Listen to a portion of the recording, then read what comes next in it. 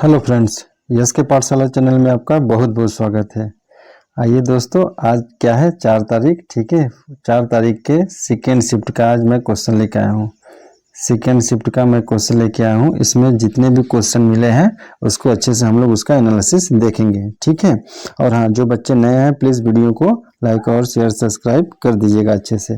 क्योंकि जब हम वीडियो अपलोड करें तो आपको तुरंत नोटिफिकेशन मिल जाए। ठीक है, तो चलिए ज़्यादा टाइम वेस्ट न करते हुए, क्योंकि आपका टाइम बहुत कीमती है, हम लोग स्टार्ट करते हैं। पहला क्वेश्चन, राव तुलाराम सिंह ने 1857 की क्रांति का नेतृत्व कहाँ से किया था। देखिए, 1857 की क्रांति से हमेशा क्वेश्चन अब पुट अप कर रहा है। ठीक है, तो आप इसको अच्छे से पढ़ लीजिएगा।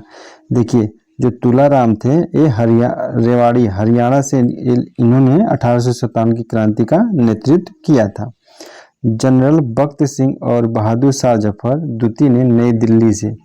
ठीक है, और मैंने एक्स्ट्रा फैक्ट लिखा हूँ कि कौन कहाँ से नेतृत्व किया था 1857 की क्रांति का, वो सब भी पॉइंट आप लोग ध्यान में रखेंगे। जैसे पूछ दे जनरल बख्त सिंह और बहादुर शाह जफर द्वितीय, तो नई दिल्ली से उन्होंने नेतृत्व किया था। ठीक है, वही मंगल पांडे जहाँ से 1857 की क्रांति की शुरुआत हुई थी, बैरकपुर छावनी से उन्होंने इसकी शुरुआत की थी। ठीक है, ये हम लोग नेक्स्ट क्वेश्चन देखेंगे। तो रानी लक्ष्मी, उसी में मतलब नेक्स्ट क्वेश्चन है, उसी में अगला पॉइंट है। रानी लक्ष्मीबाई झांसी से उन्होंने नेतृत्व किया था। कुंवर सिंह इन्होंने बिहार से नेतृत्व किया था। ठीक है, और खान बहादुर बरेली से उन्होंने नेतृत्व किया था। बेगम हजरत महल, ठीक है, ये कहाँ से की थी, तो लखनऊ से की थी उन्होंने। और नाना साहब कहाँ से किए थे, तो कानपुर से। ये सब जितने भी पॉइंट है आप लोग इसको ध्यान में रखेंगे। ठीक है, आइए देखते हैं हम लोग अगला क्वेश्चन। संत रामकृष्ण परमहंस का जन्म पश्चिम बंगाल के किस जगह पर हुआ था। ठीक है, देख ली, तो पश्चिम बंगाल के हुगली जिले के कामारपुकुर गांव में हुआ था। ठीक है, किसका जन्म, तो रामकृष्ण परमहंस जी का।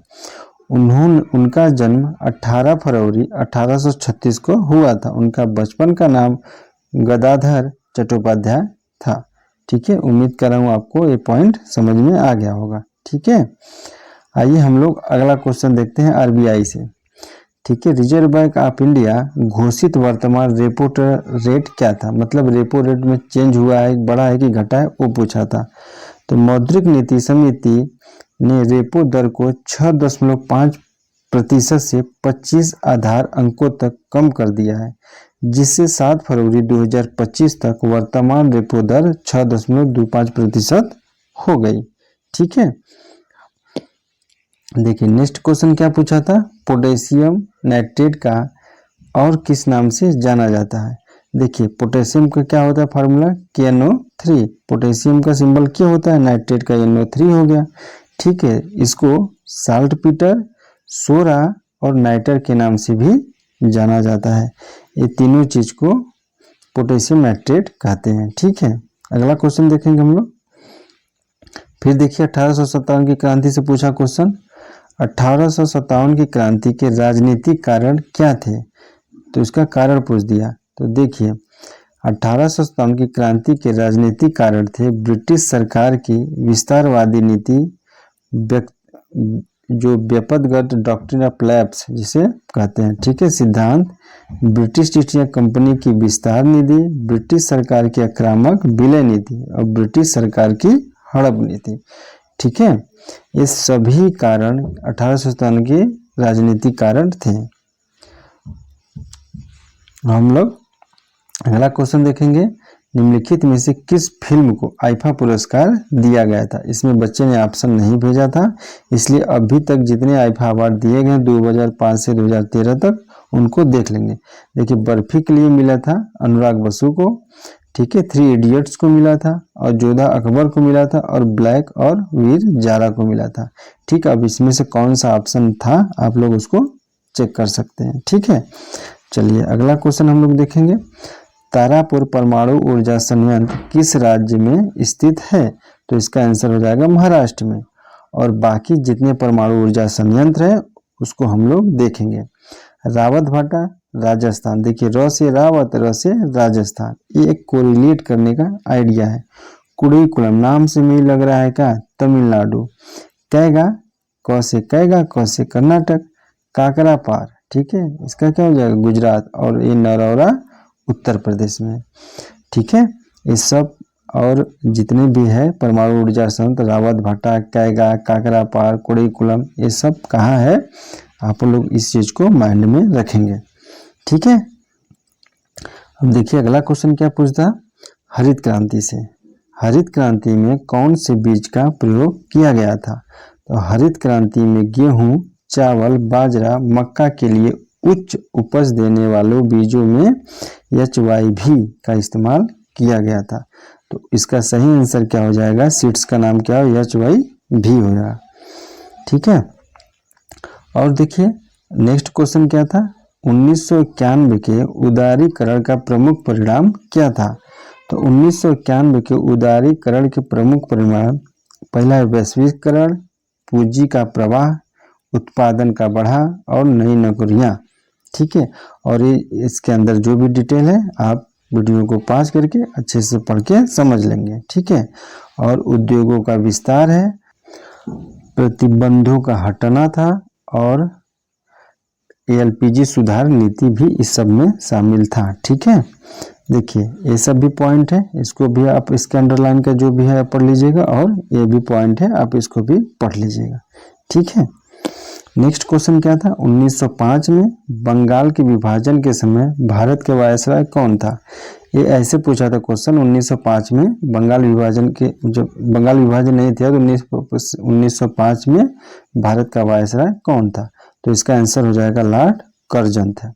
लॉर्ड कर्जन 20 जुलाई 1905 को बंगाल के विभाजन की घोषणा की थी। यह विभाजन 16 अक्टूबर 1905 में लागू हुआ था और बंगाल विभाजन 1911 में क्या कर दिया था, रद्द हो गया था कि बंगाल विभाजन अब नहीं होगा, और इसे लॉर्ड हार्डिंग द्वितीय ने रद्द किया था, ठीक है। ये बंगाल विभाजन से जितने भी इंपॉर्टेंट पॉइंट बन सकते थे मैंने इसको यहाँ पर इंक्लूड कर दिया है, आप लोग इसको अच्छे से देख लीजिएगा। अब वहीं आगे अगला क्वेश्चन क्या था, निम्न में से किस अधिनियम के तहत वायसराय की कार्यकारी परिषद में भारतीयों को शामिल किया गया था। तो ये भारत शासन अधिनियम 1919 के तहत, ठीक है। अधिनियम का मकसद भारतीयों को शासन में हिस्सा देना था। चलिए अगला क्वेश्चन हम लोग देखेंगे,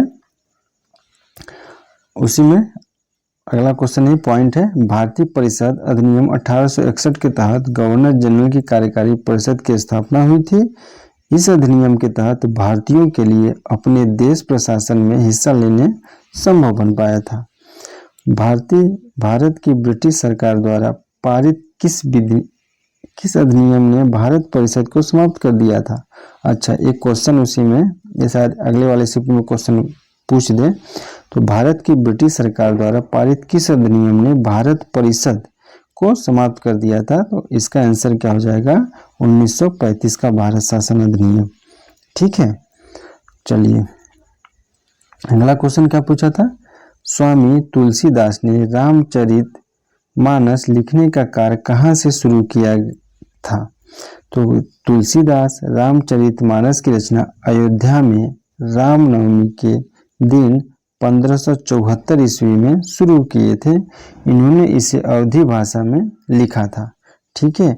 और अयोध्या वाराणसी, तुलसीदास जी ने रामचरित मानस लिखने के लिए ये 3 जगह चुनी थी। कितने, 3 ये जगह चुनी थी, 3 नहीं है, मतलब बस ये लिखे कि ये जगह चुनी थी। कौन कौन वो जगह थी, तो अयोध्या हो जाएगा, वाराणसी हो जाएगा और चित्रकूट हो जाएगा, ठीक है। एक बार फिर से ध्यान से सुनिए, अयोध्या, वाराणसी और चित्रकूट। वाराणसी में देखेंगे गंगा घाट पे ना, वही लिखा है तुलसी घाट, ठीक है। तुलसी घाट पे बैठ के रामचरितमानस ये लिखते थे, उन्हीं के नाम पर ये तुलसी घाट बना है। तुलसीदास जी ने रामचरितमानस को लिखने में करीब 2 साल 7 महीना और 26 दिन का समय लगा था। जैसे संविधान को लिखने में कितने दिन का समय लगा था, तो आप बताइए, 2 साल 11 महीना 18 दिन, ठीक है। 2 साल 11 महीना और 18 दिन लगा था। अगला क्वेश्चन हम लोग देखेंगे, नहीं उस अच्छा, तुलसीदास जी की कुछ रचनाएं गीतावली, विनय पत्रिका, तुलसीदास ने रामचरितमानस अकबर के शासनकाल के दौरान लिखी थी। ये इंपॉर्टेंट फैक्ट है, आप लोग इसको याद रखेंगे। पूछ लेगा कि तुलसीदास जी का संबंध किसके मतलब किसके दरबार में या किसके शासनकाल के करीब थे, तो ये अकबर के शासनकाल के दौरान में इन्होंने रामचरितमानस की रचना किए थे। ठीक है, अगला क्वेश्चन देखेंगे। कोलकाता, मद्रास, मुंबई में उच्च न्यायालयों की स्थापना किस अधिनियम के तहत हुई थी, तो भारत उच्च न्यायालय अधिनियम 1861 के तहत। ठीक है, इसमें जब ये अधिनियम आया था तो यहाँ पर 3 सिक्किम ऐसे अपना इंडिया बन जाएगा, एक हो जाएगा यहाँ पर मुंबई, यहाँ पर था कोलकाता और यहाँ पर बन जाएगा मद्रास। ये 3 जगह पर उच्च न्यायालय बनने के लिए इस अधिनियम में कहा गया था। बाद में जब भारत शासन अधिनियम 1935 आया तो इसमें कहा कि हर एक राज्य में एक हाई कोर्ट होगा। ठीक है, चलिए हम लोग अगला क्वेश्चन देखेंगे।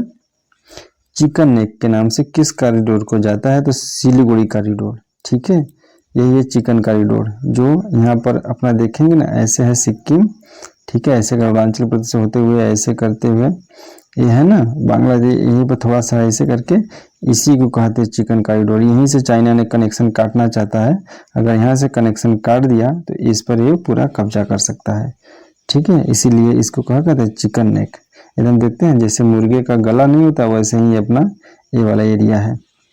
ठीक है, नेक्स्ट क्वेश्चन क्या है, पल्लव वंश के अंतिम शासक कौन थे, तो अपराजित वर्मन पल्लव वंश के अंतिम शासक थे। इनका शासनकाल था 880 से 897 ईस्वी तक इन्होंने शासन किया था।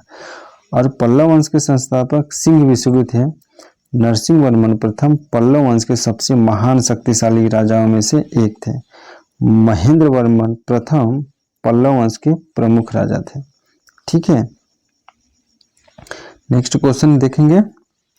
लद्दाख के सिंकुला दर्रे को हिमाचल प्रदेश से जोड़ने के लिए सड़क का निर्माण किसके द्वारा किया जाता है, तो जानते ही हैं जितने भी अपने बॉर्डर है BRO बोर्ड रोड ऑर्गेनाइजेशन, ठीक है, BRO सीमा सड़क संगठन।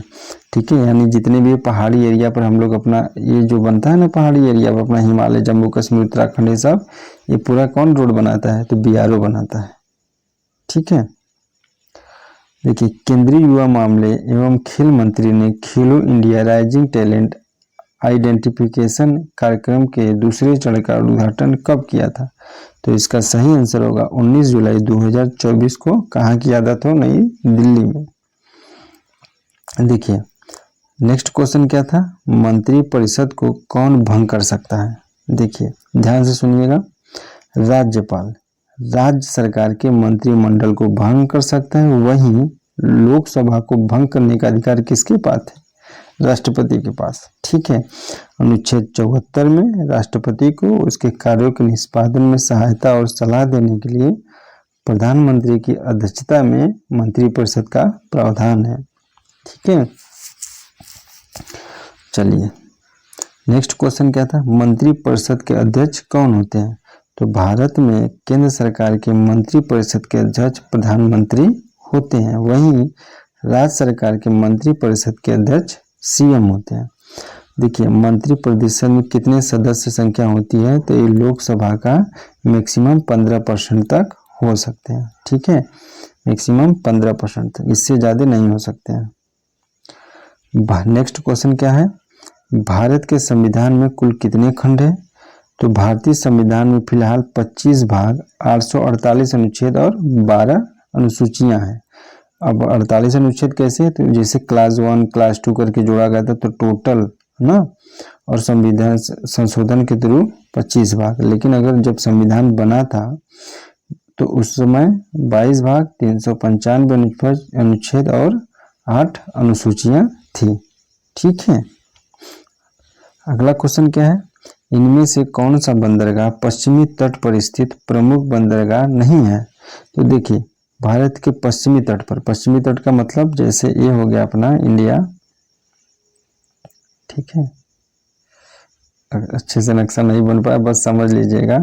तो इसको हम लोग क्या कहते हैं, पश्चिमी तट, इसको कहते हैं पूर्वी तट। ठीक है, नीचे अपना हिंद महासागर हो जाता है, इधर बंगाल की खाड़ी है और इधर क्या है, अरब सागर। ठीक है, तो इसको कहते हैं अपना पश्चिमी घाट, इसको कहते हैं पूर्वी घाट। ठीक है, तो पश्चिमी घाट पर देखिए कौन कौन से प्रमुख बंदरगाह है। मुंबई बंदरगाह, कांडला बंदरगाह, जवाहरलाल नेहरू बंदरगाह, कोचीन बंदरगाह, मारमुगाव बंदरगाह, मंगलोर और बधावन बंदरगाह।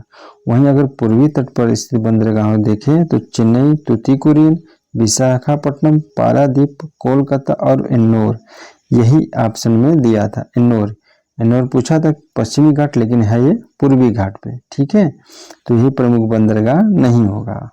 ठीक है,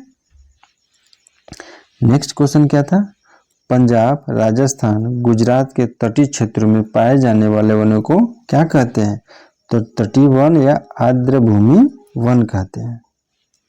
नेक्स्ट क्वेश्चन क्या है, पंजाब में अधिकांश क्षेत्र किस नदी द्वारा निर्मित है, तो सिंधु नदी द्वारा। ठीक है, पंजाब को 5 नदियों की भूमि कहा जाता है। वे 5 नदियां सतलज, रावी, ब्यास, झेलम और चिनाब है।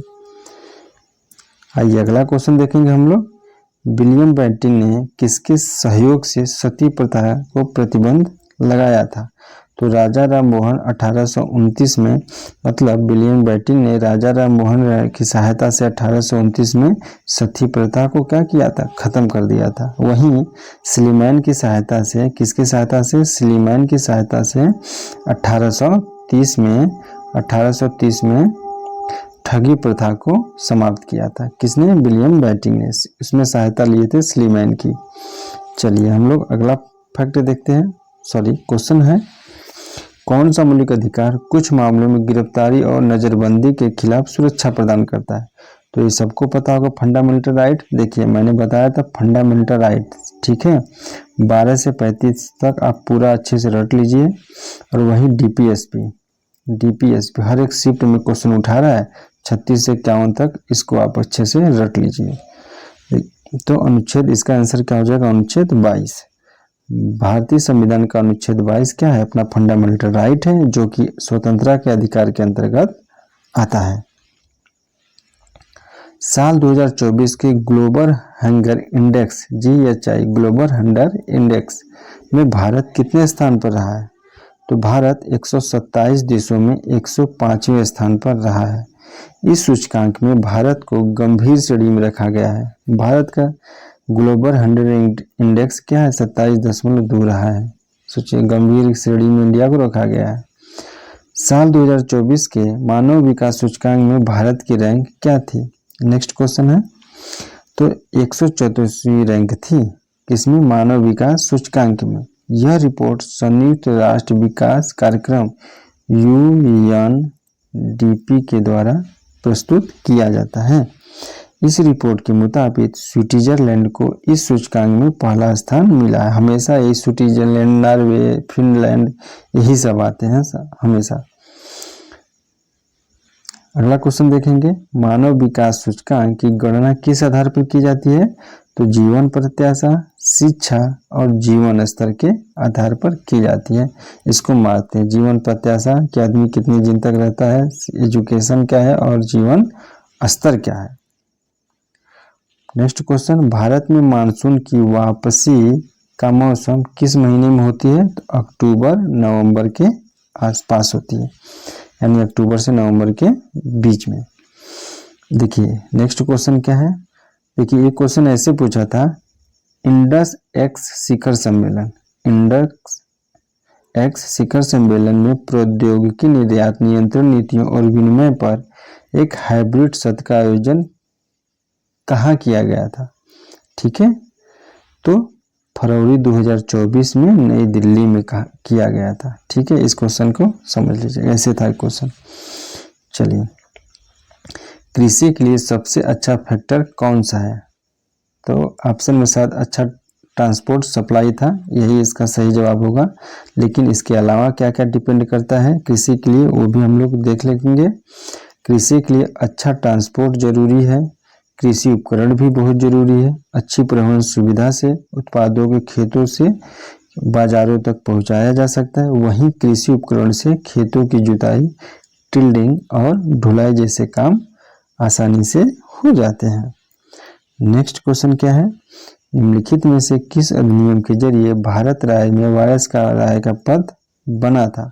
देखिए, जानते हैं 1857 की क्रांति के बाद एक 1858 का एक्ट आया था, उसी में ये पद को बनाया गया था। गवर्नर जनरल के पद को खत्म कर दिया गया और वायसराय के पद को बना दिया गया था। तो भारत के पहले वायसराय लॉर्ड कैनिंग थे। इन्हीं के समय में ये 1858 का एक्ट आया था। भारत शासन सरकार अधिनियम 1858 के तहत नियुक्त किया गया था। इस अधिनियम के जरिए ही भारत में वायसराय का पद बना था।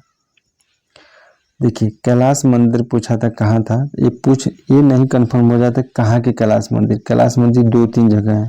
तो देखिए, अगर कांचीपुरम का कैलाश मंदिर पूछेगा तो पल्लव राजा ने इसको बनवाया था। पल्लव राजा का राज सिंह प्रथम ने बनवाया था। इन्हें नरसिंह वर्मन द्वितीय के नाम से भी जाना जाता है। इस मंदिर को राज सिंहेश्वर के नाम से भी जाना जाता है।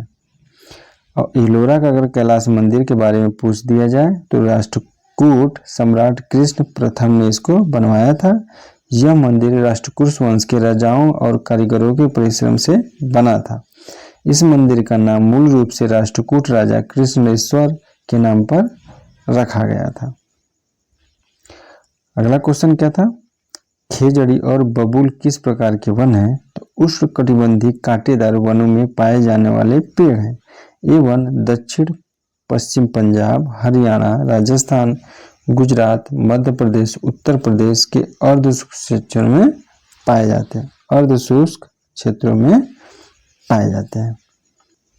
चलिए दोस्तों, ये आज का क्वेश्चन पूरा हम लोग देख लिए। जितने क्वेश्चन मिले थे पूरा, मैं इसीलिए थोड़ा सा वीडियो लेट अपलोड करता हूँ, क्योंकि क्वेश्चन ढूंढने में बहुत टाइम लग जाता है और रियल क्वेश्चन और ऑथेंटिक क्वेश्चन ही मैं आपको कराता हूँ।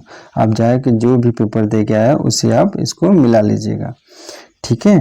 तो चलिए फिर हम लोग नेक्स्ट वीडियो में मिलेंगे। तब तक आप लोग अपना ध्यान रखिएगा और पढ़ाई करते रहिएगा।